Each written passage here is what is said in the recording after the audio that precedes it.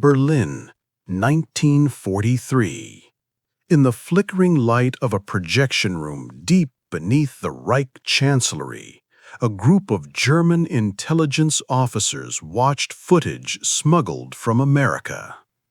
The screen showed rows of gleaming supermarket shelves stocked floor to ceiling, meat counters overflowing with beef and pork, housewives pushing carts piled high with food. One officer laughed, another shook his head. Propaganda, the senior analyst declared, snapping his fingers for the lights. Hollywood trickery, stage sets. The Americans want us to believe they live like kings while their soldiers starve in foxholes. His colleagues nodded. Of course it was fake. It had to be. While German children rationed bread, while their mothers stretched turnip soup to feed families, while the Reich's propaganda minister Joseph Goebbels himself admitted food was scarce, the Americans wanted them to believe ordinary citizens could buy anything, anytime, in unlimited quantities? Impossible. The officer filed his report. Classification: enemy disinformation. Recommendation: disregard. But 2 years later, when that same officer stood as a prisoner of war in an actual American grocery store, his hands trembling as he reached for a can of peaches, his lips moved, but no words came, because every lie he'd been told to believe had just crumbled in the cereal aisle.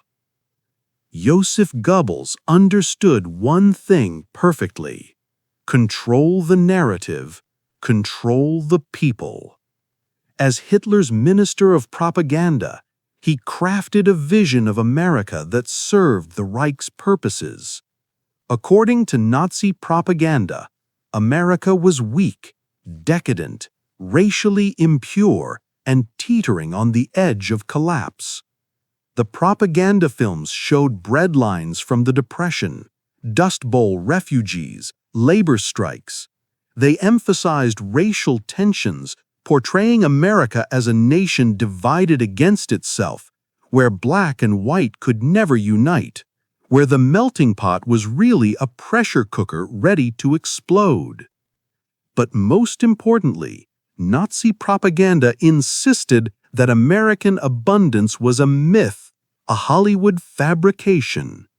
Posters showed fat American capitalists hoarding food while workers starved.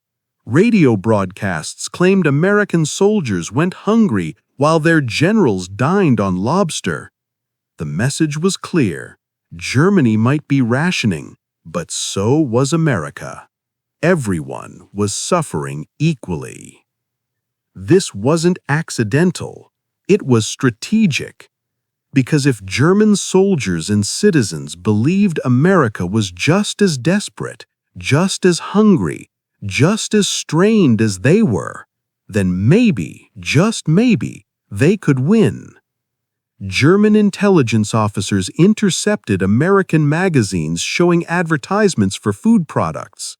They analyzed them like military documents, measuring the propaganda value, calculating the psychological impact. Life magazine showed Thanksgiving dinners with turkeys and pies. Saturday Evening Post ran ads for Coca-Cola, Campbell's soup, Kraft cheese. Staged, the analysts wrote, impossible to maintain such supply chains during wartime. They had charts, data, logic. They knew about American rationing programs. They'd read about sugar shortages, butter limitations, meat restrictions. Therefore, they concluded these images must be exaggerations at best, complete fabrications at worst. But they made one catastrophic miscalculation. They measured American scarcity by German standards. They assumed American rationing meant what German rationing meant: genuine, grinding, desperate hunger. They couldn't fathom that when Americans complained about shortages, They meant they could only buy 2 pounds of sugar per month instead of 4, that rationed meat still meant multiple meals per week, that doing without for Americans meant inconvenience, not starvation. The Nazi propaganda machine had created a perfect echo chamber. Every piece of intelligence that contradicted their narrative was dismissed.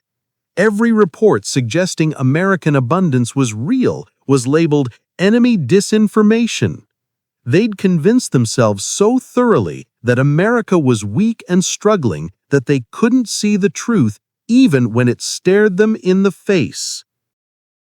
When the first waves of German prisoners of war arrived in America in 1943 and 1944, they came with certainties. They'd been told what to expect: harsh treatment, poor conditions, barely enough food to survive. After all, that's what prisoners of war deserved, wasn't it? The train pulled into a camp somewhere in Kansas. Officers and enlisted men alike peered through the windows, expecting something resembling the camps they'd known in Europe. Gray concrete, barbed wire, desperation. What they saw was, admittedly, a prison camp, but it looked nothing like they'd imagined. The barracks were wooden, but solid. There were recreational fields. And most confusing of all, the American guards didn't seem particularly interested in cruelty. They seemed, if anything, bored. Then came dinner. The prisoners lined up, expecting watery soup and a crust of bread. What they received instead made several of them stop mid-step, convinced it was a trick. Roast beef, mashed potatoes, vegetables, bread with butter, milk, and for dessert, a slice of pie. One former Luftwaffe officer would later write in his diary, "I thought immediately of poison. Why else would the Americans feed us better than we'd eaten in months? It must be drugged. It must be part of some interrogation technique." So he waited. He watched the other prisoners eat. Nobody collapsed. Nobody showed signs of illness. Slowly, suspiciously, he took a bite, then another. Then he couldn't stop. Within weeks, German POWs in American camps were gaining weight. Their health improved. They played soccer, performed in theater productions, took classes. Some worked on nearby farms and received wages. They could buy items at canteens: cigarettes, candy, toiletries, even ice cream. Ice cream. Let that sink in. Enemy prisoners of war, men who'd been shooting at American soldiers months earlier, could buy ice cream. But the real psychological blow came when some prisoners were allowed supervised visits to nearby towns for work details or medical appointments, because that's when they saw it wasn't just the camps, it was everywhere. The small-town grocery store in rural Iowa that had more food in one aisle than an entire Berlin neighborhood market. The diner where ordinary Americans ordered steaks like it was nothing. The drugstore with shelves stacked with products they couldn't even identify.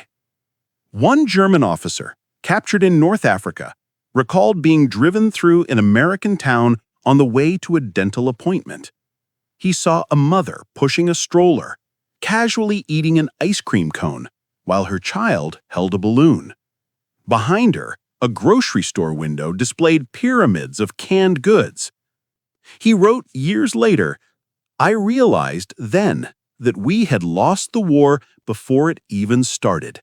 Not because of their weapons, but because they had so much, they could wage war without their citizens even noticing." But for captured German officers, particularly those of higher rank who'd been most exposed to Nazi propaganda, the real breaking point wasn't the POW camps. It was what came after, when some were allowed supervised visits to American cities as part of assessment programs or post-war integration efforts. Picture this: a Wehrmacht captain captured in France in 1944, now in American custody in 1945. He'd spent months in a comfortable POW camp, still half convinced it was an elaborate show, a Potemkin village built to deceive inspectors or break prisoners' spirits through kindness. Then he was taken to an American supermarket. Not a military commissary, not a special facility, a regular grocery store in a medium-sized American city. The kind of place where housewives shopped every week, where teenagers worked as bag boys, where the biggest drama was usually the price of eggs. He walked through the automatic doors, and the world he'd been told about for years simply stopped existing. Aisles stretched in every direction, each one bursting with products. Cereal boxes in colors so bright they hurt his eyes. An entire section devoted to different types of bread. Another for cheese with dozens of varieties. The meat counter offered cuts of beef, pork, chicken, fish, all fresh, all available, no ration cards required.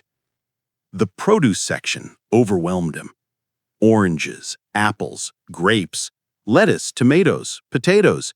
In January, in the middle of winter, fresh produce shipped from somewhere warm, available to anyone with pocket change. He watched a woman in her 20s, clearly working class based on her simple dress, fill her cart with more food than her family in Germany had seen in 6 months.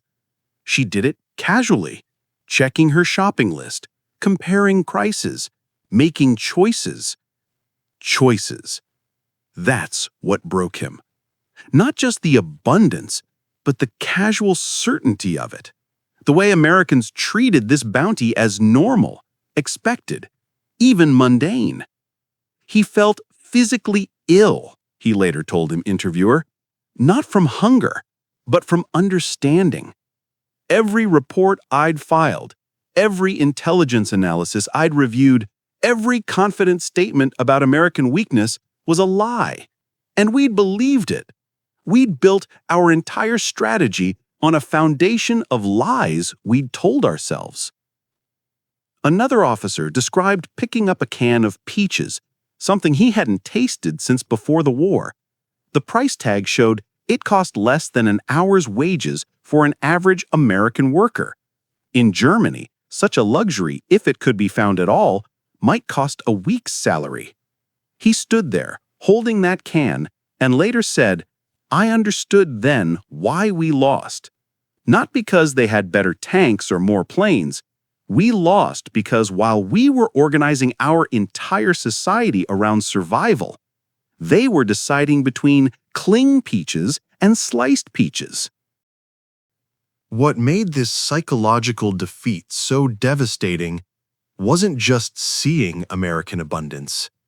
It was realizing that the Nazi propaganda machine had lied about something so fundamental, so easily verifiable, that it called everything else into question.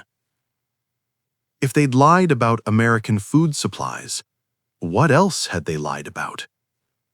If American workers could afford more food than German officers, what did that say about the economic systems they'd been told were inferior? If America could wage war on 3 continents, supply millions of soldiers, and keep civilian stores fully stocked, what did that say about German industrial capacity by comparison? Some officers tried to rationalize it. They claimed Americans must have recently restocked the stores for propaganda purposes, that this particular town was special, a showcase, that somehow, somewhere, there must be American cities suffering just as badly as German ones. But those rationalizations crumbled as more prisoners were relocated, as more cities were visited, as more evidence accumulated. Every town had full stores. Every region showed the same abundance. From rural Kansas to suburban New Jersey, the story was identical. America had so much food The war hadn't even created real hardship for civilians. One intelligence officer, formerly stationed with the Africa Corps, was allowed to visit a public library in Virginia as part of a re-education program. There, he found American magazines from throughout the war years. He spent 3 days reading them, chronologically, watching advertisement after advertisement for products that were supposedly unavailable. The advertisements, he recalled decades later, they didn't deny shortages, they embraced them. Use less butter, the ads said. But the pictures still showed butter.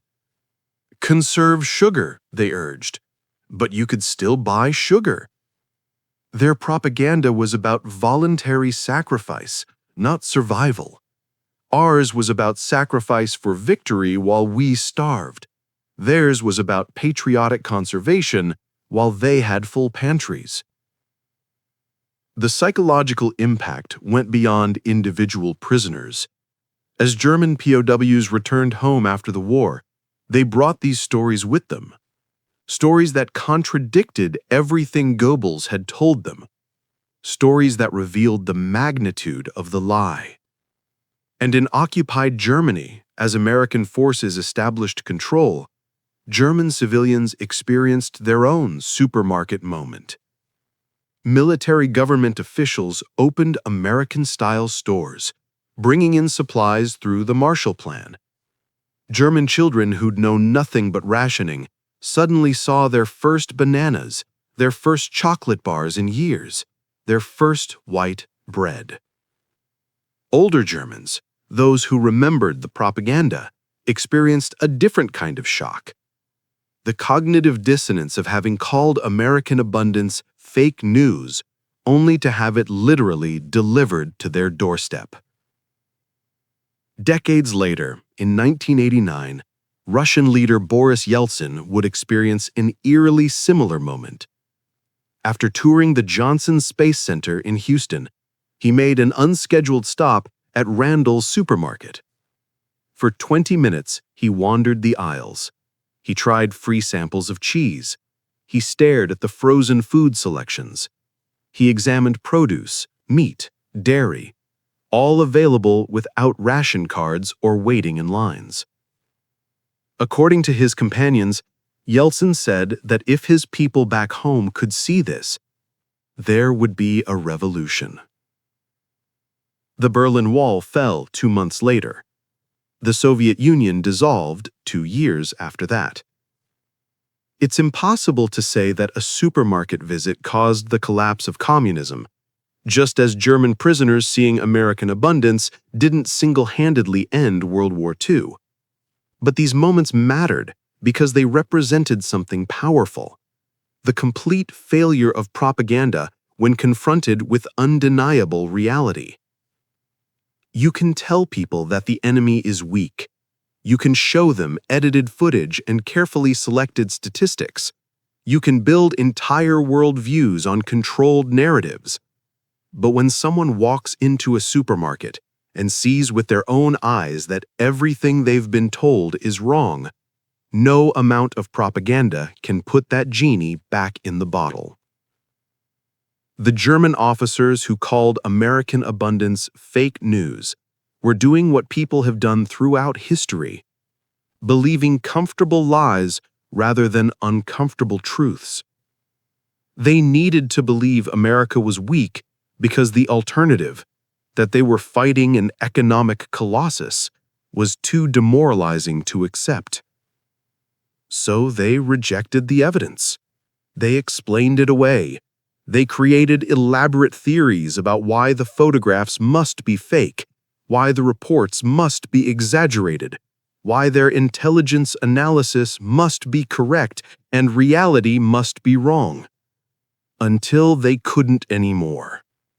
Until they stood in an aisle filled with breakfast cereal and realized that the war had been lost not on the battlefield, but in the fundamental mismatch between two societies, one rationing survival and one rationing convenience. This story isn't really about supermarkets or prisoners of war. It's about the danger of believing your own propaganda, of creating echo chambers so effective that you can't hear the truth, even when it's shouting. The Nazi intelligence apparatus wasn't stupid. These were educated men, trained analysts, people who understood data and methodology. But they'd created a system where any intelligence that contradicted the desired narrative was automatically suspect. American abundance must be fake. American industrial capacity must be exaggerated. American resolve must be fragile. They needed these things to be true, so they made themselves believe they were true. They built their strategies on wishful thinking disguised as analysis. And when reality finally forced itself upon them, in the form of something as mundane as a grocery store aisle, the psychological impact was devastating. There's a lesson here that transcends World War II. In our own time, when we talk about fake news and alternative facts, when we dismiss information that contradicts our worldview, when we retreat into bubbles where everyone agrees with us, we're walking the same dangerous path. The German officers who laughed at American supermarket footage weren't evil or stupid. They were human. They believed what they wanted to believe. They trusted the authorities who told them comfortable lies. They rejected uncomfortable truths because accepting them would mean confronting how badly they'd been misled. And when the truth finally became unavoidable, it didn't just change their minds, it broke them. Because there's a special kind of devastation that comes from realizing you've been lied to about something fundamental, that the sacrifices you made, the hardships you endured, the beliefs you held were all based on falsehoods, that while you were told to be strong in scarcity, your enemy was choosing between 20 brands of jam. The war ended 79 years ago. The prisoners went home.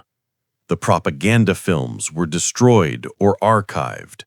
The supermarkets continued selling food to people who never quite understood what a privilege that was. But the lesson remains, carved into history like a warning we keep forgetting to heed. Reality doesn't care about your propaganda. Truth doesn't negotiate with comfortable lies. And sooner or later, everyone walks into their own version of that supermarket where everything they were told falls apart in the cereal aisle. The question is, will we have the courage to see it? Or will we, like those German officers in 1943, dismiss the evidence because accepting it would mean admitting we've been wrong about everything? Comment below and tell me, have you ever had a moment where something you believed completely was shattered by seeing the opposite with your own eyes? Because that's what this story is really about. Not Germans or Americans, not World War II or propaganda, but the universal human struggle between what we want to believe and what actually is. And in that struggle, a supermarket filled with breakfast cereal became the most powerful weapon of all.